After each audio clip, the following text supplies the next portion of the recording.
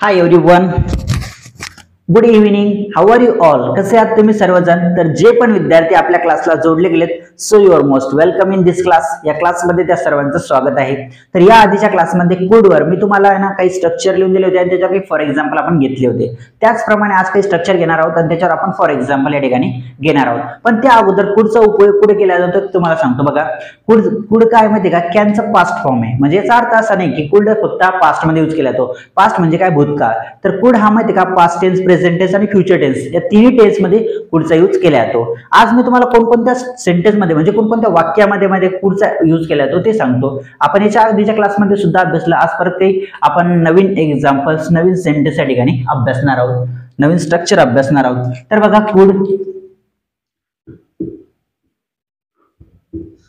कुड माहिती का आपण कोणकोणत्या सेंटेन्स मध्ये वापरतो? ज्या वाक्याच्या शेवटी शकत होतो, शकत होती, शकत होते, पुन्हा शकेन हे जे शब्द येतात का नाही त्या वाक्यामध्ये मध्ये कुडचा यूज केला जातो. आता बघा, शकत होतो, काय? शकत होतो, मी हे करू शकत होतो, मी ते करू शकत होतो, होतो, होती आणि परत होते, असं ज्या वाक्याच्या शेवटी येईल. परत माहिती का शकेन, काय? शकेन हे ज्या वाक्याच्या शेवटी येईल त्या ठिकाणी आपण कुडचा यूज करणार आहोत. तर बघा आता स्ट्रक्चर बघा. सुरुवातीला तुम्हाला स्ट्रक्चर लिहून देतो. बघा, स्ट्रक्चर एकदम सिंपल आहे. तर स्ट्रक्चर मध्ये सुरुवातीला घ्यायचं सब्जेक्ट, सब्जेक्ट प्लस कुड plus V1 plus object. This is structure. हे स्ट्रक्चर आहे, एकदम सिंपल स्ट्रक्चर आहे. स्ट्रक्चर सारखेच एकदम सिंपल सेंटेन्स पण आहे. तर बघा, यावर पहिले एक्झाम्पल बघू आपण. फॉर एक्झाम्पल आपल्याला म्हणायचं असेल असं की मी बिझनेस सुरू करू शकत होतो. काय? बिझनेस सुरू करू शकत होतो. हे बघा, शकत होतो, मी बिझनेस सुरू करू शकत होतो. तर कसं म्हणणार आपण इंग्लिशमध्ये? बघा, I could start a business. मी बिझनेस सुरू करू शकत होतो. इंग्लिशमध्ये कसं म्हणायचं? I could start a business. बघा, I could start a business, start a business. I could start a business, मी बिझनेस सुरू करू शकत होतो. परत एक एक्झाम्पल बघू. फॉर एक्झाम्पल आपल्याला कसं म्हणायचं माहिती का? किंवा तुम्हाला म्हणायचंय, तुम्हाला असं म्हणायचंय मी पैसे कमवू शकत होतो, मी तेव्हा पैसे कमवू शकत होतो. तर कसं म्हणणार? मी पैसे कमवू शकत होतो. आय कुड अर्न मनी, मी पैसे कमवू शकत होतो. याचा अर्थ काय? तुम्ही पैसे कमवू शकत होतो. आय कुड अर्न मनी. या ठिकाणी बघा, सब्जेक्ट घेतला आपण आय, त्यानंतर घेतला आपण कुड, V1 घेतला आपण अर्न, वर्बचा पहिला फॉर्म अर्न आणि त्यानंतर ऑब्जेक्ट मनी. तुम्हाला माहिती का? या ऑब्जेक्ट जो सब्जेक्ट आहे या ठिकाणी तुम्ही काय करू शकता? सब्जेक्ट चेंज करू शकता. ही टाकू शकता, शी टाकू शकता, पुन्हा तुमचं नाव टाकू शकता, कोणाचंही नाव तुम्ही त्या ठिकाणी टाकू शकता. सब्जेक्ट जो असेल तो तुम्ही त्या ठिकाणी टाकू शकता. आता नेक्स्ट एक्झाम्पल. फॉर एक्झाम्पल मला असं म्हणायचं मी खूप सारे पैसे कमवू शकत होतो, मी खूप सारे पैसे कमवू शकत होतो. तर त्या ठिकाणी कसं म्हणता येईल? तर बघा, I could earn lot of money, मी खूप सारे पैसे कमवू शकत होतो. I could earn lot of money, मी खूप सारे पैसे कमवू शकत होतो. अशा पद्धतीने. फॉर एक्झाम्पल आता बघा, मला म्हणायचं किंवा तुम्हाला काय म्हणायचं माहिती का? मी एक घर विकत घेऊ शकत होतो, मी एक घर विकत घेऊ शकत होतो. तर कसं म्हणणार तुम्ही त्या ठिकाणी? आय कुड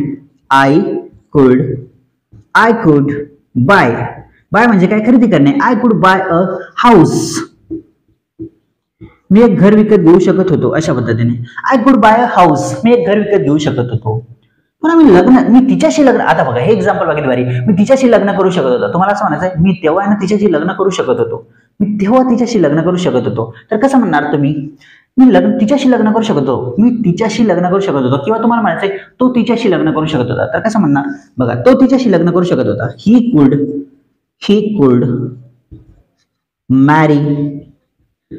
मॅरी हर, तो तिच्याशी लग्न करू शकत होता. आता बघा, फॉर एक्झाम्पल मला काय म्हणायचं माहितीये का? मला म्हणायचंय किंवा तुम्हाला म्हणायचंय, आपल्याला म्हणायचंय मी त्यांना भेटू शकत होतो, पण मी त्यावेळेस त्यांना भेटू शकत होतो. माझ्या मागे काही काम नव्हतं एवढं, मी त्यावेळेस त्यांना भेटू शकत होतो. असं म्हणायचंय तुम्हाला. मी त्यांना भेटू शकत होतो. तर कसं म्हणणार? बघा, आय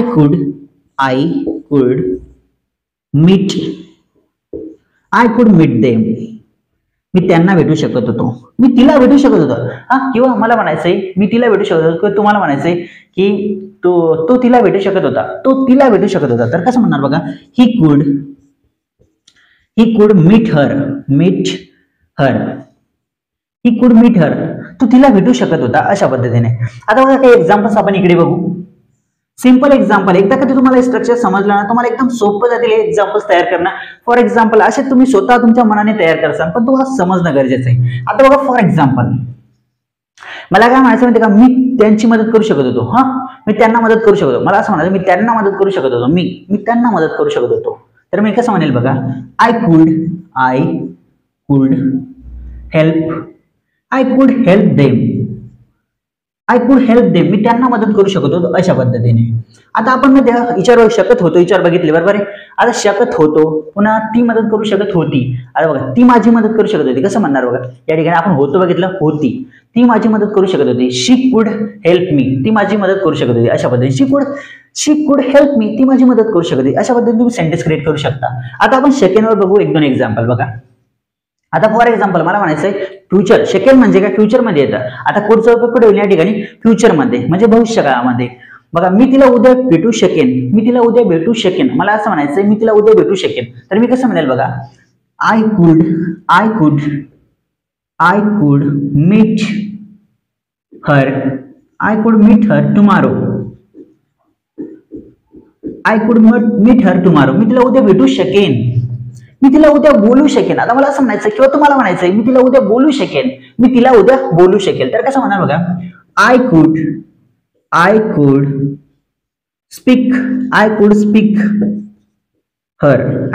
हर, मी तिला उद्या बोलू शकेल. I could speak her tomorrow, या ठिकाणी काही टुमारो, मी उद्या तिच्या सोबत बोलू शकेल. I could speak her tomorrow, मी उद्या तिच्याशी बोलू शकेन म्हणजे फ्युचर मध्ये झालं. आता या ठिकाणी बघा, शकेन म्हणजे कसं निश्चित नाहीये, बोलू शकेन म्हणजे बोलू बी शकतो मी किंवा नाही बी बोलू शकत, बोलू शकेन. पण निश्चित जर आपल्याला म्हणायचं असेल की मी उद्या तिला बोलेन किंवा मी तिला उद्या भेटेन. आता मला असं म्हणायचं मी तिला उद्या भेटेल, तर मी कसं म्हणेल, आय विल. आता या ठिकाणी विल येईल, कारण निश्चित आहे मला उद्या तिला भेट नाही, निश्चित. मी कसं म्हणेल, आय विल मीट हर, मी तिला उद्या भेटेन. आय विल मीट हर, मी उद्या तिला, I will meet her tomorrow, मी तिला उद्या भेटेन. I will meet her tomorrow, मी तिला उद्या भेटेन, अशा पद्धतीने. निश्चित जर असेल तर, पण या ठिकाणी आपण विल नाही चालू आपलं, पण तुम्हाला सांगितलं एक उदाहरण म्हणून. तर बघा या ठिकाणी आता आपण मध्ये का कुड बी वर काही एक्झाम्पल बघू, ठीक आहे. कुड बी वर आपण काही एक्झाम्पल बघू. या ठिकाणी आपण कुड वर काही बघितले, आता आपण कुड बी वर बघू. कुड बीचं स्ट्रक्चर बघा, एकदम सिंपल आहे स्ट्रक्चर. तर सुरुवातीला सब्जेक्ट प्लस या ठिकाणी कुड सब्जेक्ट प्लस कुड प्लस आता या ठिकाणी बी प्लस या ठिकाणी मध्ये का नाउन येईल, काही नाउन. पण नाउनच्या नंतर मध्ये ऑब्जेक्ट, जर वाक्यामध्ये ऑब्जेक्टची गरज असेल, वाक्यामध्ये ऑब्जेक्ट असेल तर ऑब्जेक्ट घ्यायचा, नसेल तर राहिलं. या ठिकाणी मध्ये प्लस ऑब्जेक्ट सुद्धा तुम्ही घेऊ शकता, जर असेल तर घ्यायचा, नाही तर राहिलं, ठीक आहे. ऑब्जेक्ट, वाक्यामध्ये ऑब्जेक्ट असेल तर टाकणार आपण, नाहीतर नाउन नंतरच वाक्य समाप्त होईल त्या ठिकाणी, ठीक आहे. हे स्ट्रक्चर आपलं सिंपल. आता बघा याच्यावर आपण फॉर एक्झाम्पल बघू.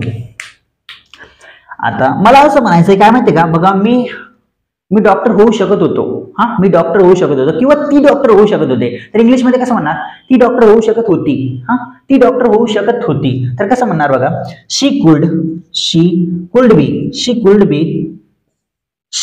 बी अ डॉक्टर, ती डॉक्टर होऊ शकत होती. मी डॉक्टर होऊ शकत होतो, मला म्हणायचं मी डॉक्टर होऊ शकत होतो, तर मी कसं म्हणणार, किंवा मला म्हणायचं तो डॉक्टर होऊ शकत होता, तर he could be a doctor, तो डॉक्टर होऊ शकत होता. अशा पद्धतीने सेंटेन्स क्रिएट करायचे. काही एक्झाम्पल्स आपण इकडे बघू. हे बघा, प्रॅक्टिस करणं तुमचं काम आहे. प्रॅक्टिस जशी करताना तुम्ही तसं तुम्हाला इंग्लिश बोलता येईल. प्रॅक्टिस करणं खूप इम्पॉर्टंट आहे. जो पण व्यक्ती, जो पण विद्यार्थी, जी पण मुलगी असेल, विद्यार्थिनी असेल, जी पण प्रॅक्टिस करेल, 101% इंग्लिश बोलेल. I am sure, I am certain, निश्चित आहे ती इंग्लिश बोलेल.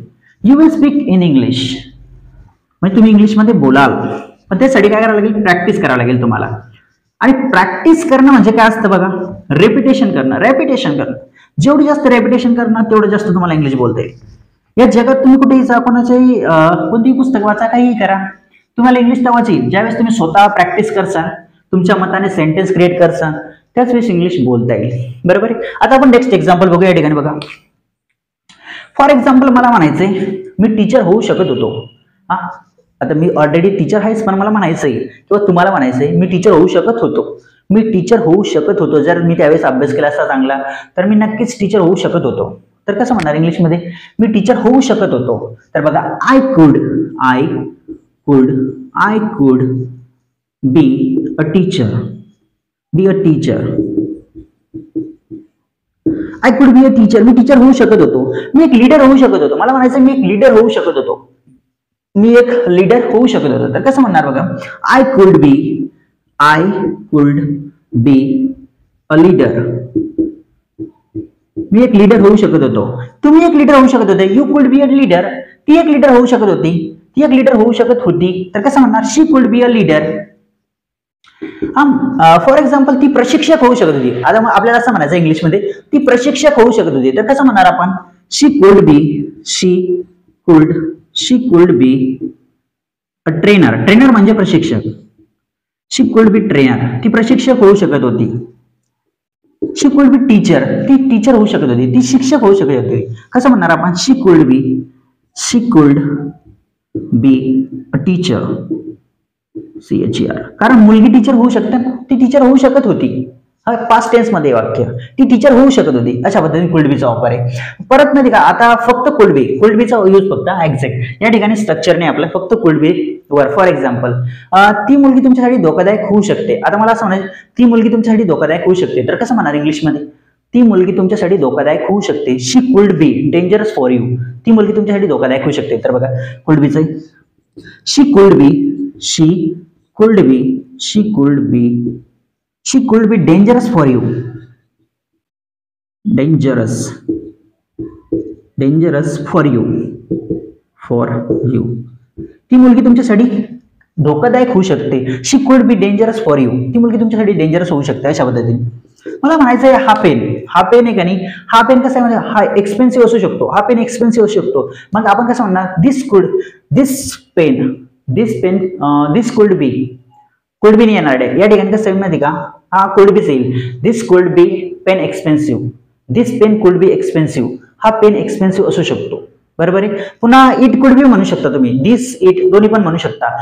ज्या वस्तूसाठी आपण इट वापरतो त्याच वस्तूसाठी आपण दिस पण वापरू शकतो. व्यक्ती असो, माणूस असो, कोणासाठी पण आपण दिस इट दोन्ही पण वापरू शकतो. आता बघा, हा पेन एक्सपेन्सिव्ह असू शकतो. दिस पेन कुड बी एक्सपेन्सिव्ह. बरोबर आहे. हा पेन एक्सपेन्सिव्ह असू शकतो. तर कसं म्हणणार इंग्लिशमध्ये, दिस पेन कुड बी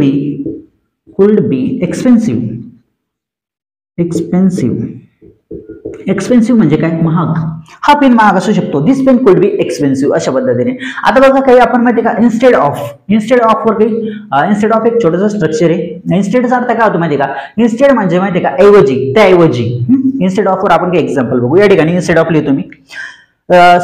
एकदम छोटं स्ट्रक्चर आहे. Instead of plus V4. याच्यानंतर काय लागते, V4. V4 तुम्हाला माहिती ना, V4 म्हणजे काय माहिती बघा, तुम्हाला सांगतो मी. V4 माहिती का, V4 म्हणजे बघा, फॉर एक्झाम्पल आता गो आहे. गो म्हणजे काय, जा. ज्यावेळेस यामध्ये आपण ING प्लस करतो त्यावेळेस काय होते, गोईंग म्हणजे काय, जाणे. हे काय, V4. That's V4. याला V4 म्हणतात. आता याच्यावर आपण एक्झाम्पल बघू. इन्स्टेड ऑफ प्लस V4 वर. आता फॉर एक्झाम्पल, तुमच्या गावातला एखादा मुलगा आहे. ठीक आहे, तुमच्या गावातला एखादा मुलगा आहे आणि तो माहितीये का नापास झाला. ठीक आहे, तो नापास झाला. मग तुम्ही त्या ठिकाणी म्हणजे तो दुसऱ्याला ब्लेम करायला लागला, त्याच्या घरच्यांना ब्लेम करायला लागला, दोषी ठरवायला लागला की बुवा तुमच्यामुळे मी नापास झालो, नाहीतर मी अभ्यास केला असता, तुम्हाला कामं सांगायचं म्हणून मी नापास झालो असं तो म्हणायला लागला. तर त्यावेळेस तुम्ही त्याला काय म्हणू शकता की बुवा तू ना दुसऱ्याला दोष देण्याऐवजी तू स्वतः मेहनत करू शकला असता, तो अभ्यास करू शकला असता असं तू म्हणतात. तर तेच वाक्य इंग्लिशमध्ये कसं म्हणायचं बघा, इन्स्टेड ऑफ. बघा तो तुम्ही कसं म्हणणार त्या मुलाला, तर असं म्हणायचं बघा, instead of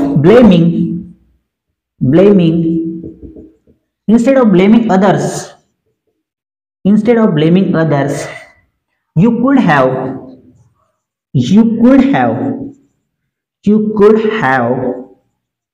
still work hard work hard, work hard.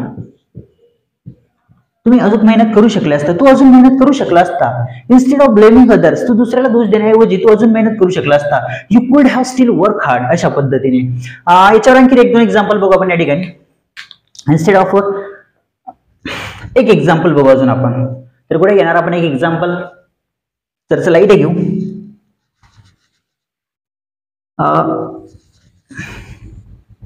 हे सर्व लिहून घ्यायचा बरं तुम्ही. हे जेवढं पण मी लिहून देतोय ना, प्रत्येक सेंटेन्स तुम्हाला लिहून घ्यायचं स्ट्रक्चर, आणि स्ट्रक्चर एकदा दोनदा त्याला रिपीट करायचं स्ट्रक्चरला, म्हणजे आपल्या ब्रेन मध्ये ते सेव्ह होते. ठीक आहे. तर बघा नेक्स्ट एक्झाम्पल. फॉर एक्झाम्पल असं म्हणायचंय, तुम्ही जॉब करण्याऐवजी बिझनेस सुरू करू शकला असता. तर इंग्लिशमध्ये कसं म्हणणार आपण त्याला बघा. तर बघा, तुम्ही जॉब करण्याऐवजी बिझनेस सुरू करू शकले असता. तर बघा, इन्स्टेड ऑफ न सुरुवात होईल. Instead of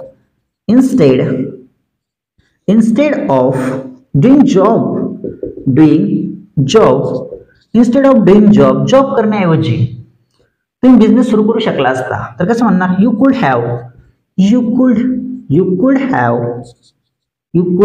started a business. तुम्ही बिझनेस सुरू करू शकला असता. तुम्ही ना जॉब करण्याऐवजी बिझनेस सुरू करू शकला असता, तर तुम्ही जास्त पैसे कमवले असते, असं आपण त्या ठिकाणी म्हणू शकतो. बाकी तुम्हाला जेवढे सेंटेन्स मी लिहून दिले ते सर्व सेंटेन्स तुम्हाला लिहून घ्यायचे. आणि उद्या आपण माहिती का नेक्स्ट मध्ये शुड अभ्यासणार आहोत. पुढे आपल्या या ठिकाणी संपलाय, आपण शुड अभ्यासणार आहोत. आणि तुम्हाला काय करायचं माहिती का, इंग्लिशमध्ये थिंकिंग करायची, म्हणजे विचार करायचा इंग्लिशमध्ये वाक्य आठवण्याचा प्रयत्न करायचा स्वतःच्या मनाने. त्यावेळेस तुम्हाला इंग्लिश बोलता येईल. अदरवाईज मध्ये इंग्लिश बोलणं एवढं सोपं नाहीये. कंटिन्युअसली तुम्हाला प्रॅक्टिस करावं लागेल. आणि मध्ये जेवढे सेंटेन्स लिहून देतो एवढे तर तुम्हाला लिहायचे, पण स्वतःच्या मनाने सुद्धा 10, 12 सेंटेन्स तुम्ही लिहून पहा आणि त्याची प्रॅक्टिस करा. तुम्हाला इंग्लिश बोलता येईल. बाकी thanks a lot for watching this video. See you in the next class. Take care. Bye.